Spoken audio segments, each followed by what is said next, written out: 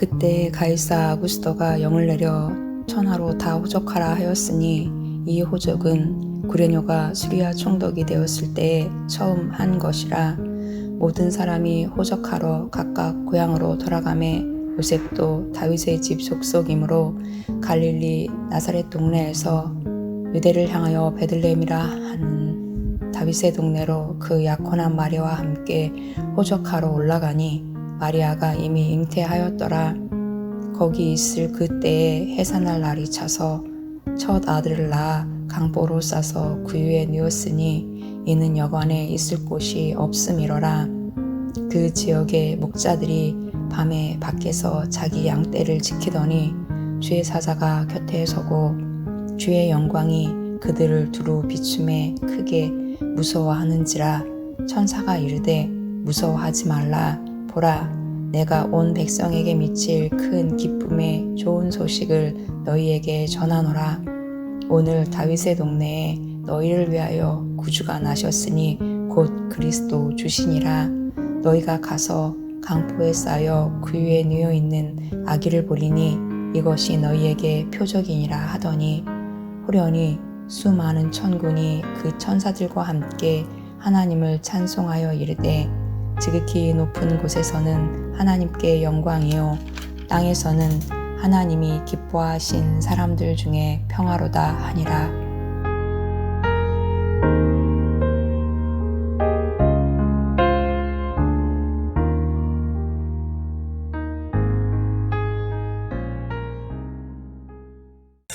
지금 원래 저희가 영어 잘 안 하는데 오늘 미국 분이 한 분 오셔갖고 저희가 영어도 좀 찬양도 하고 그랬습니다. 반갑습니다. 그래서 제목도 오늘 영어로 박스 크리스마스라고 한번 정해봤습니다. 저는요 가고 싶어 하지 않은 곳이 있습니다. 진짜 가기 싫은 곳이 있어요. 사람들마다 다 다르겠지만 그런 곳이 있잖아요. 사실 가고 싶지 않은 곳이 여러분에게도 있을 것 같다는 생각이 듭니다. 어딜까요? 여러분 중에서는 이렇게 생각할 수 있겠죠. 그래, 목사님이니까 우리 목사님은 클럽 같은 데는 가기 싫어할 거야. 뭐 술 마시 이런 거 안 좋아하니까 클럽 같은 데 가기 싫어할 거라고 생각하시는 분이 있겠지만 그건 아닙니다. 저 진짜 한번 클럽을 한번 좀 가보고 싶습니다. 저를 클럽이 싫어해서 그렇지 저 언젠가 한번 꼭 가볼 겁니다. 한 번도 제가 안 가봤거든요. 우리 뒤에 계신 상훈 집사님 같은 경우는 순댓국집이나 곱창집 이런 데 가자고 하면 되게 싫어해요. 안 가요 절대. 왜냐면 하도 워낙에 이 입맛이 초딩 입맛이라서. 그런데 아무리 꼬셔도 목사가 꼬셔도 안 갑니다. 안 가요. 그런데 싫어하는 거죠. 여러분은 어디가 가고 싶지 않으십니까? 가기 싫은 곳이 어디입니까? 저는 냄새 나는 곳을 싫어합니다. 음식 냄새가 나는 곳은 좋습니다. 삼겹살 냄새 맡기만 해도 좋잖아요. 삼겹살 냄새까지 막 같이 먹어버리고 싶습니다. 그럼 제가 싫어하는 냄새 나는 곳은 무엇일까요? 저는 가난이라는 냄새가 나는 곳이 싫습니다. 이런 말이 있습니다. 가난의 냄새가 난다 라는 말이 있습니다. 영화 기생충 혹시 보셨습니까? 기생충을 보면 가난에서 어떤 냄새가 나는지 우리는 어렴풋이 짐작할 수 있게 됩니다. 여러분 진짜 가난에서는 냄새가 납니다. 제가 어린 시절 살았던 동네는 이제 곧 철거가 예정된 그런 산동네, 가난한 달동네였습니다. 참 가난한 사람들이 다 몰려 있어서 살았어요. 전국에서 가난한 사람을 다 모아놓은 것 같이 어떻게 이렇게 가난한 사람들만 모아놨을까 할 정도였습니다. 저희 집도 그랬습니다. 화장실도 아시죠? 우리 푸세식이라고 불리는 그 화장실 있잖아요. 재래식 화장실을 썼기 때문에 냄새가 엄청 났습니다. 동네에서는 온갖 소변 지린내가 났고 연탄 냄새가 났고 철거하고 나고 난 다음에 생활에 찌든 내가 났고 먼지 냄새가 폴폴 풍겼습니다. 그런데 재밌는 것이 있는데 그것이 뭐냐면 희한하게 거기 사는 사람들은 그 냄새를 못 맡는다는 거예요. 저도 거기 살았을 때는 냄새를 못 맡았습니다. 그럼 제가 언제 그 냄새를 맡게 되었는지 아십니까?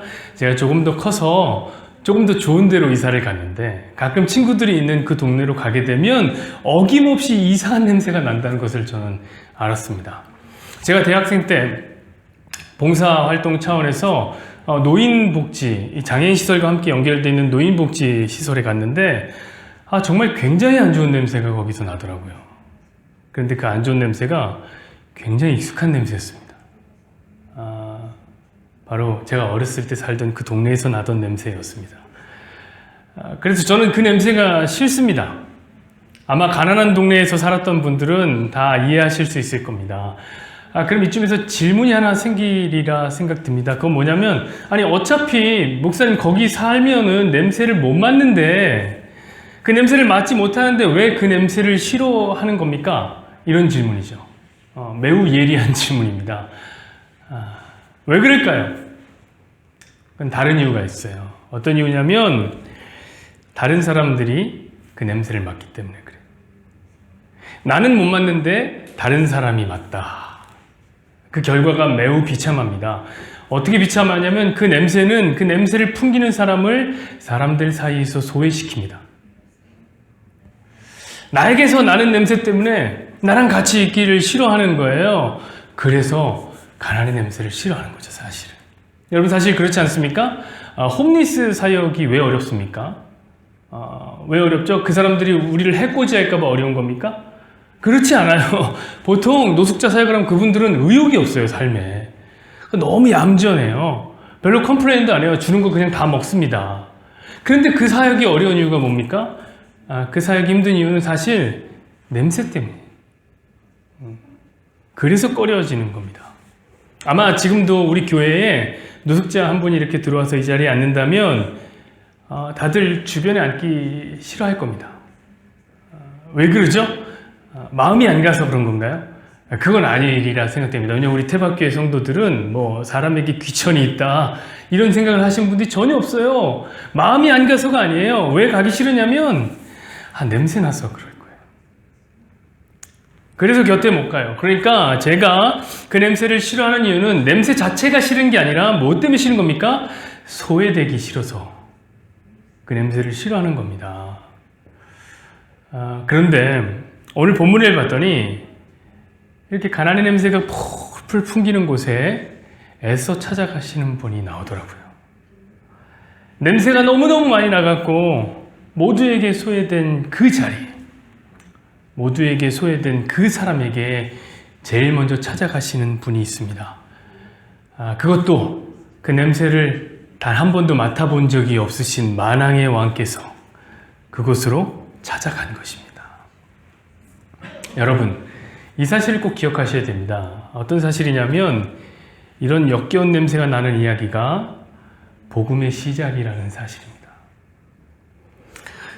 우리 1절부터 4절까지 보시죠. 그때에 가이사 아구스도가 영을 내려 천하로 다 호적하라 하였으니 이 호적은 구레네와 수리아 총독되었을 때에 처음 한 것이라. 모든 사람이 호적하러 각각 고향으로 돌아가매 요셉도 다윗의 집 족속이므로 갈릴리 나사렛 동네에서 유대를 향하여 베들레헴이라 하는 다윗의 동네로.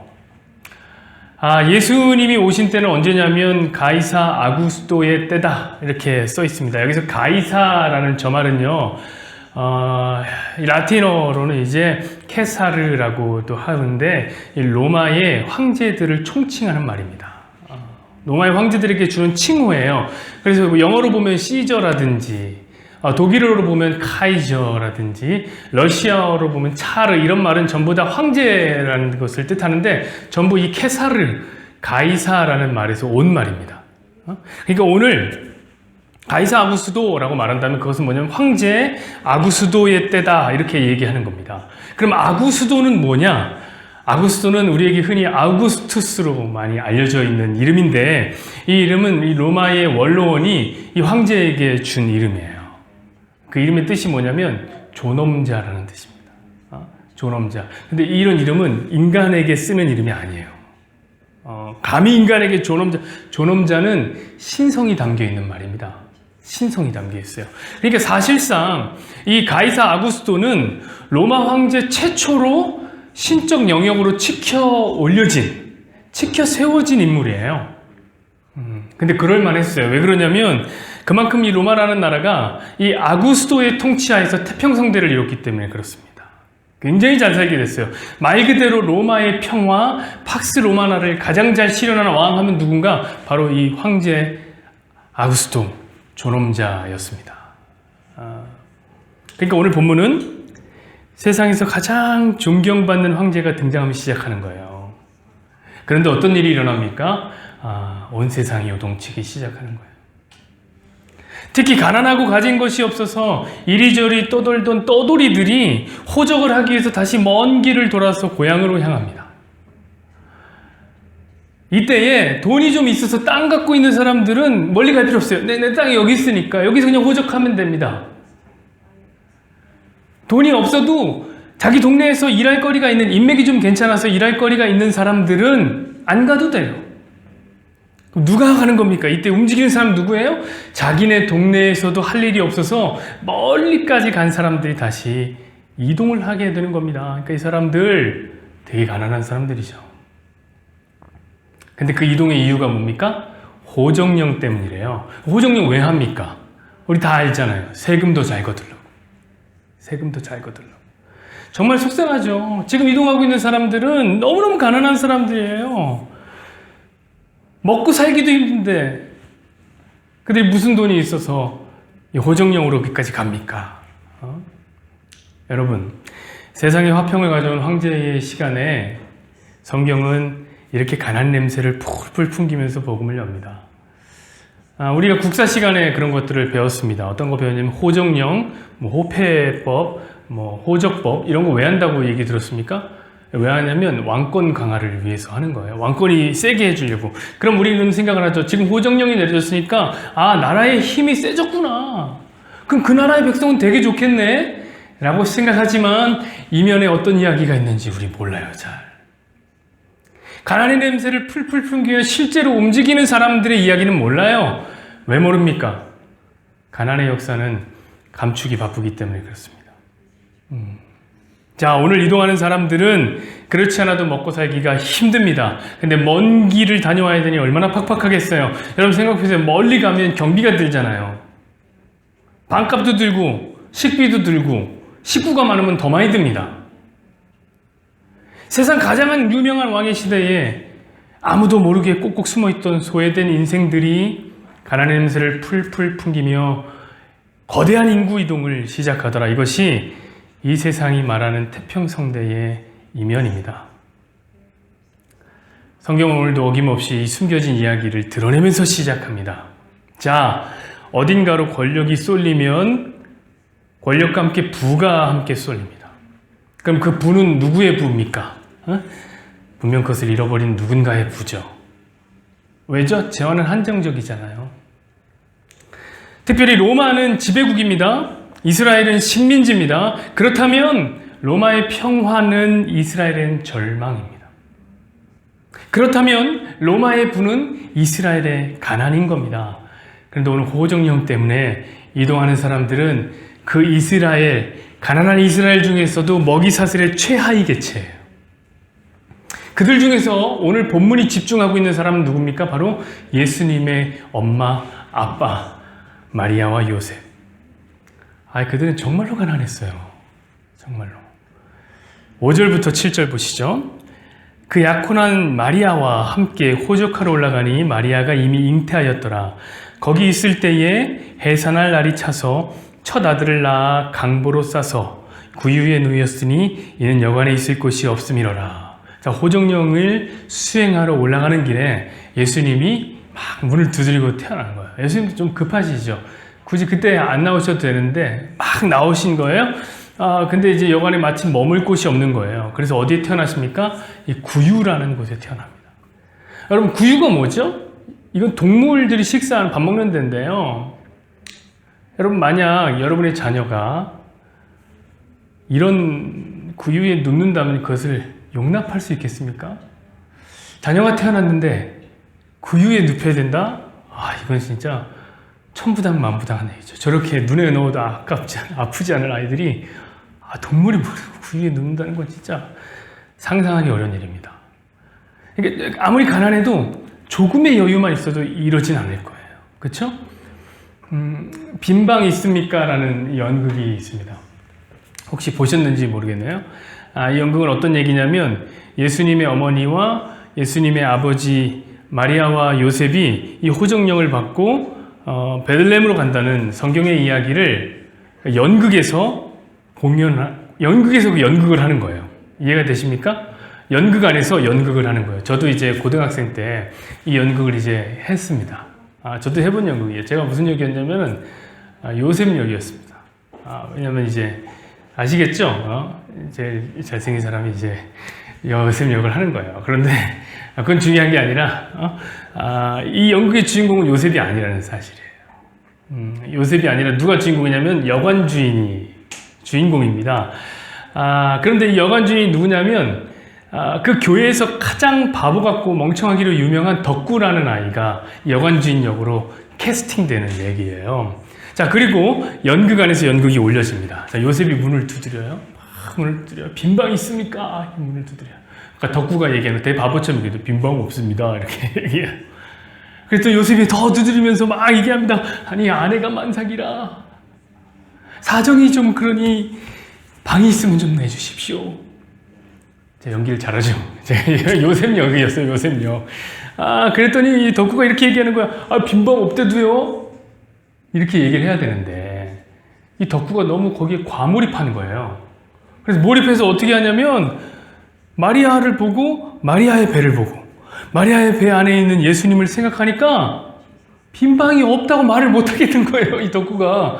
그래서 막 갑자기 울음을 터뜨리면서 빈방이 있습니다. 내 방에서 주무십시오. 이러고 연극을 망쳤다는 얘기가 바로 이 빈방이 있습니까? 라는 연극입니다. 여러분, 연극은 망쳤지만 덕구의 순수한 믿음이 빛을 발했다는 내용이 바로 이 연극이죠. 여러분 보세요. 덕구도 빈방이 있다고 하잖아요. 덕구도, 바보 덕구도 빈방이 있어요. 여러분 생각해보세요. 이 베들레헴은 어떤 곳입니까? 베들레헴은 요셉의 고향입니다. 요셉의 일가 친척들이 거기 다 모여 살아요. 그럼 돈만 조금만 있으면 거기 사는 사람들이 자기가 묵는 곳이라도 내주지 않을까요? 게다가 임신한 아내가 옆에 있어요. 배 이만큼 나왔습니다. 근데 나그네를 환대하는 이스라엘에 이런 인정이 없겠습니까? 그런데 그 작은 친절을 베푸는데 필요한 돈도 없는 거예요. 요만큼 돈도 없는 거예요. 여러분 생각해보세요. 만약에 자기 아내가 임신을 했는데 같이 먼 길을 떠난다고 생각해 보십시오. 그러면 돈을 조금 가져갈까요? 많이 가져갈까요? 많이 가져가요. 생각보다 많이 가져가요. 아마 요셉도 있는 돈을 탈탈 털어갔을 거예요. 그런데도 여관방 하나 제대로 빌릴 돈이 없다. 불쌍한 사람 요셉. 가난의 냄새가 납니다. 여러분, 그런데 이것이 사실 놀라운 복음입니다. 어떻게 만왕의 왕이신 예수님이 이 세상에 태어났는데 궁궐이 아니라 이런 곳에 태어났을까? 고관대자, 부자의 집에서 태어난 게 아니라 어째서 이렇게 가난한 가정에 태어났을까? 도대체 왜 이렇게 찢어지게 가난한 집에서 태어났을까? 여러분, 우리는 예수님이 이 땅에 오신 목적에 대해서 얘기하려면 진짜 말 잘해요. 예수님이 우리 땅에 오신 이유는 우리 대신 십자가를 지러 오셨습니다. 이렇게 말 잘합니다. 맞습니다. 그건 너무 중요하죠. 매우 중요한 얘기예요. 하지만 예수님이 이 땅에 오신 목적만큼 중요한 게 뭔지 아세요, 여러분? 예수님이 이 땅에 오신 방법입니다. 방법 또한 중요해요. 왜냐하면 우리 하나님은 위대한 연출가예요. 그래서 그 방법 안에도 복음의 내용을 담아 놓으셨어요. 자, 그러면 예수님이 어떤 방법으로 오셨는가? 우리 예수님의 오신 방법을 한번 추적해 보자고요.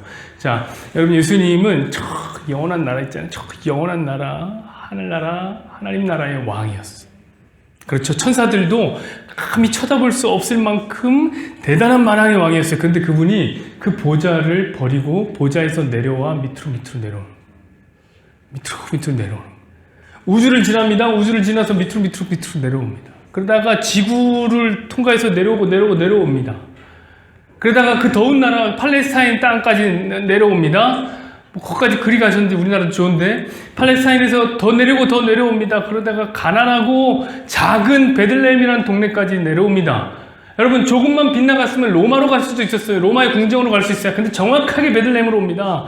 그러다가 내려와서 어디까지 갑니까? 작고 여리고 어린 여자아이의 자궁까지 내려가는 거예요. 이 만왕의 왕이. 근데 여러분 이 여자아이가 어떤 여자아이예요?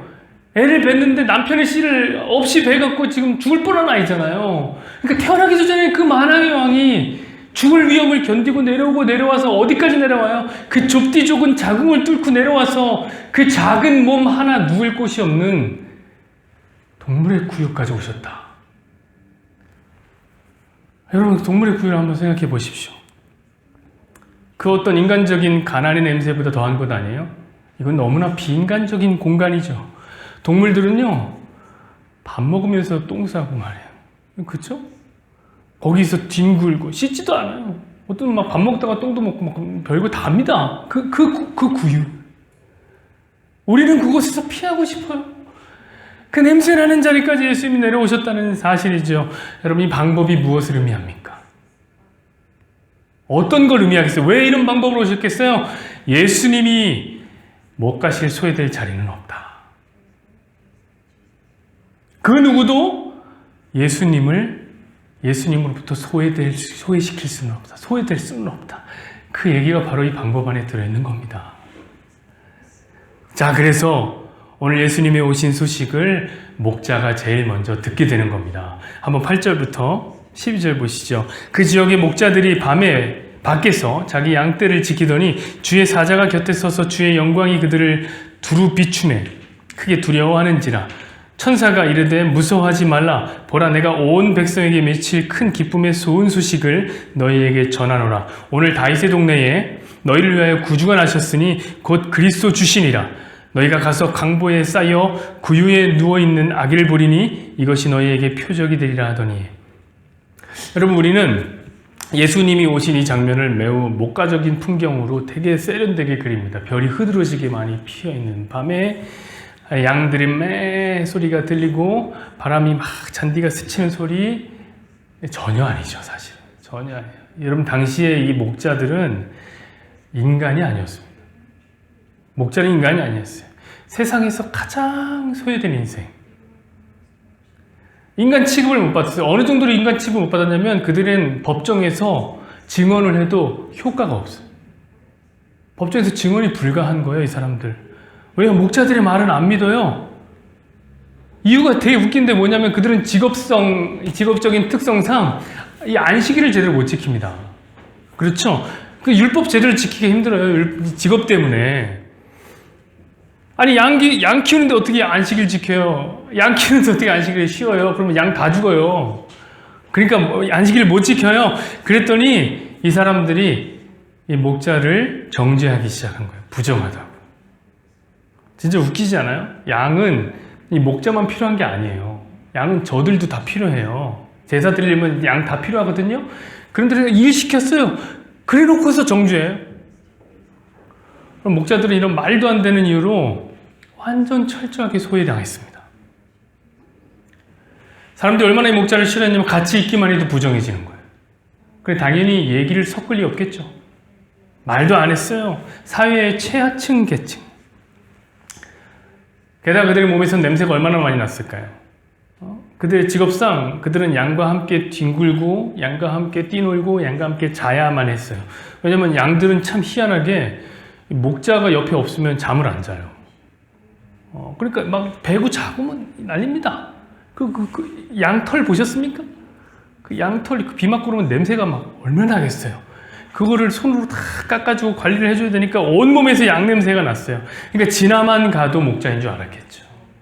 그 냄새가 자연스럽게 사회와 격리시킨 겁니다. 그런데 오늘 본문을 보니까 온 세상에 전할 가장 기쁜 소식인 예수님의 탄생의 이야기를 세상 가장 소외된 자들에게 먼저 전해진 거죠. 이건 그렇게 표현할 수 없어요. 전해진 것 정도로 표현할 수 없어요. 어떻게 되냐면 임해버린 거예요. 여러분 생각해보세요. 이건 실수가 아닙니까? 좀 실수 아니에요? 틀리지 않았어요? 전략적인 미스라고 생각해요. 왜냐하면 목자들의 이야기는 증언으로서 효과가 없다니까요. 목자들 아무리 얘기해도 증언이 안 돼요. 그럼 소식을 알리려면 목자한테 알리면 안 돼요. 증언해봤자 안 믿을 테니까. 그런데 복음이 그런 것을 상관 안 해요. 왜냐면 이 복음은 스스로 살아있거든요. 그래서 막 스스로 살아서 전달돼요. 게다가 이 목자에게 전해지는 그 자체가 이 복음입니다. 복음이에요. 가장 소외된 자리에도 복음은 찾아간다. 그 자체가 복음인 거죠. 여러분, 가장 냄새나는 그 자리에도 복음은 찾아간다. 그러니 이 복음이 어딘들 못 가겠습니까? 이걸 오해하시면 안 돼요. 가난한 사람들에게만 복음이 찾아간다 이렇게 생각하시면 안 됩니다. 부자들에게도 갔어요.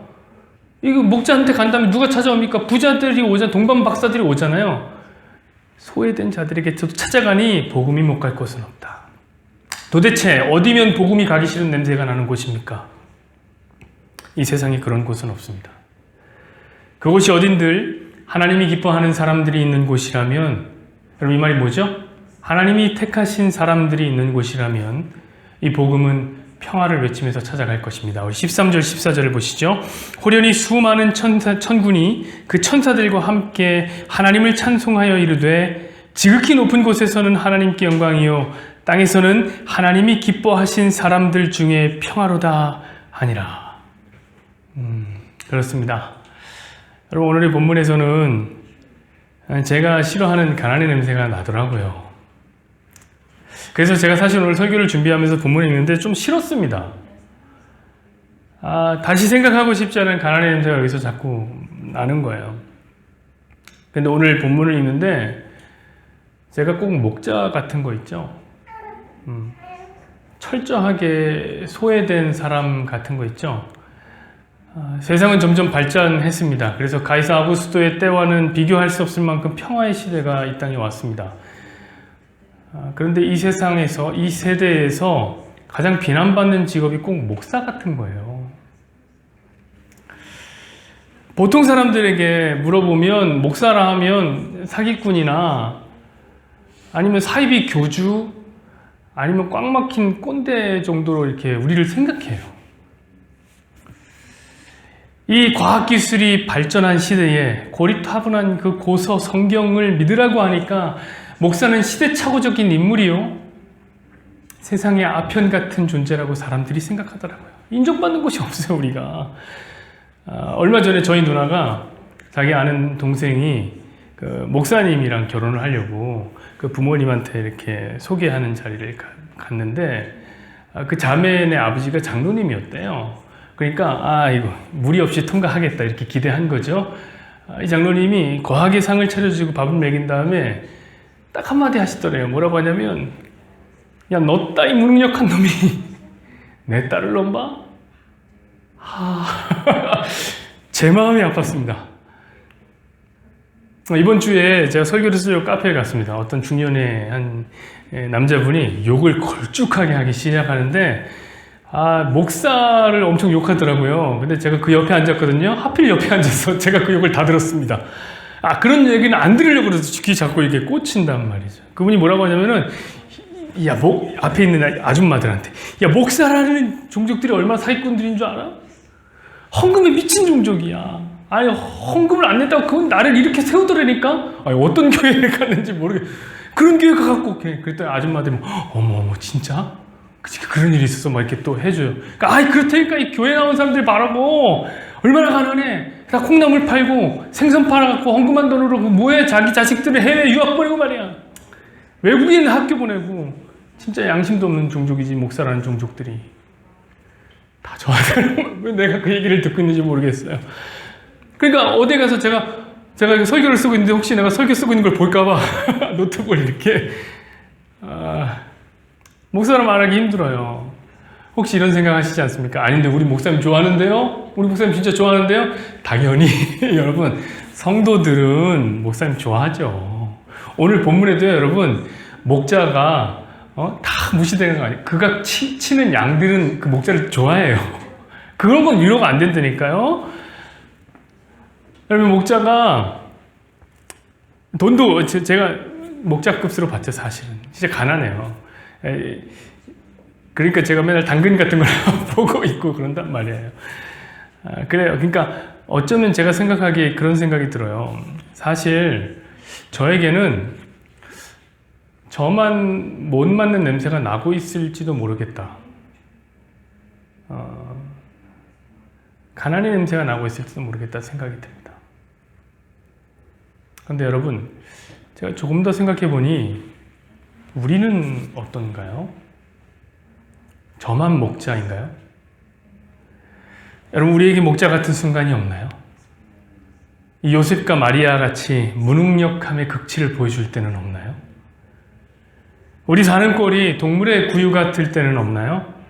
나의 비인간적인 실존과 맞닥뜨릴 때가 없습니까, 여러분? 진짜 내 안에도 소외된 목자 같은 자아가 있지 않습니까?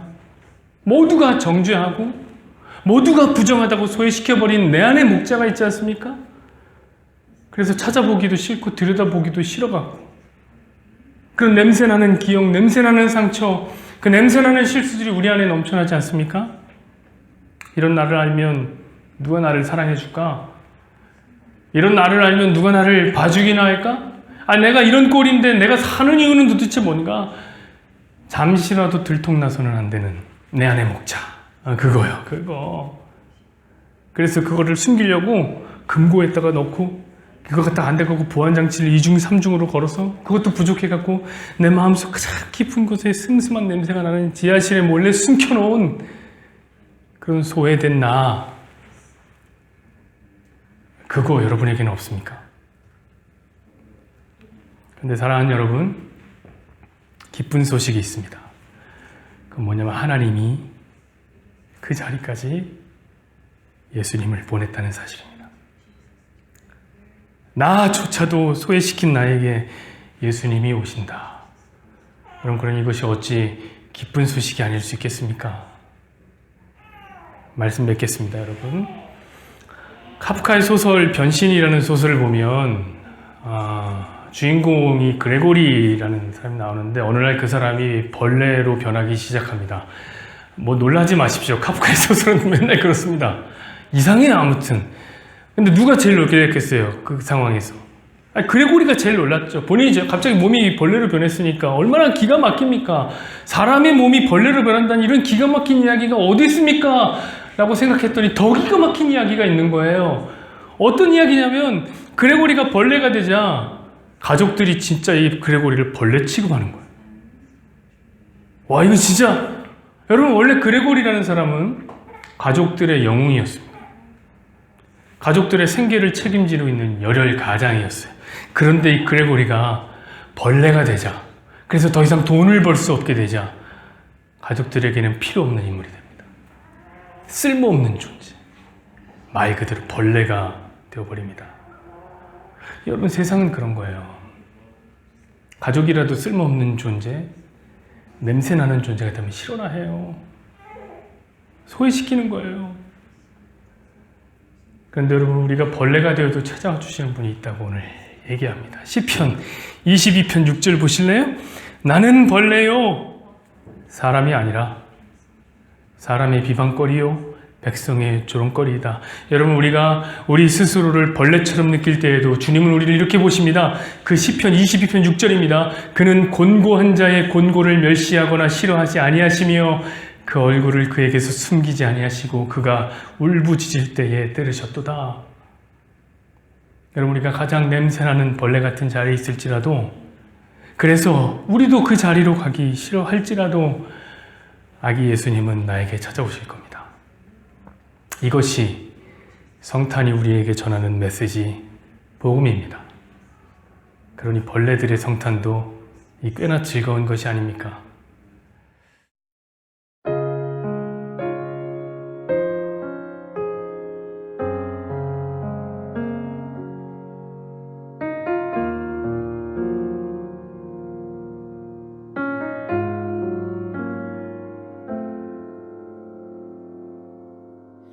작은 갈대 상자 물이 새지 않도록 역청과 나무진을 칠하네.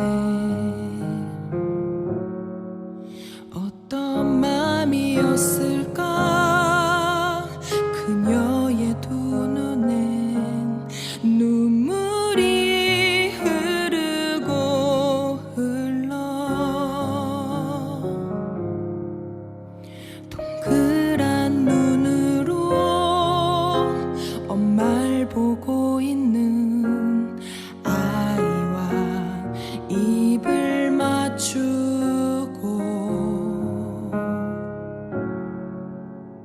상자를 덮고 강가에 띄우며 간절히 기도했겠지.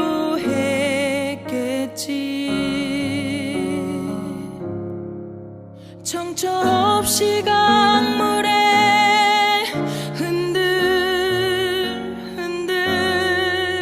흘러내려가는 그 상자를 보며 눈을 감아도 보이는 아이와 눈을 맞추며 주저앉아 눈물을 흘렸겠지. 너의 삶의 참주인, 너의 참부모이신 하나님 그 손에 너의 삶을 맡긴다. 너의 삶의 참주인, 너를 이끄시는 주 하나님 그 손에 너의 삶을 드린다. 그가 널 구원하시리.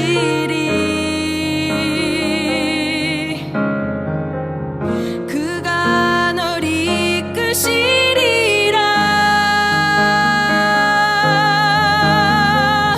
그가 널 사용하시리. 그가 너를 인도하시리.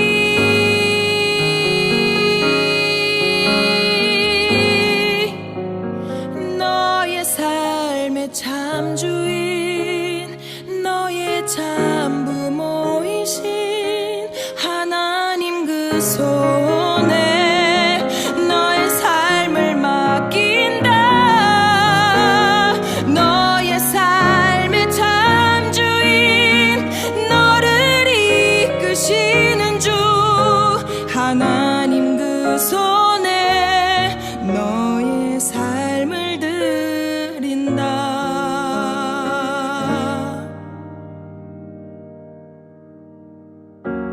너의 삶